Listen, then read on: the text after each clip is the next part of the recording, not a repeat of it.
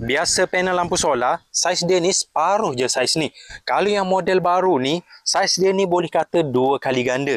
Yang ni lampu solar yang korang dapat panel besar macam ni. Bila pakai panel saiz macam ni, lampu tu akan dapat cas yang cepat. Sebab panel macam ni, dia boleh cas lampu ni dengan cepat.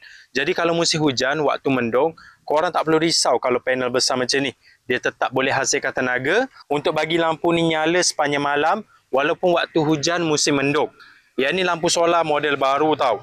Kalau korang beli watt yang paling besar, dapat dua-dua besar. Lampu besar, panel besar. Kalau lampu besar macam ni, cahaya dia ni terang tau. Dan bateri dekat dalam pula saiz besar, dia boleh simpan tenaga lama.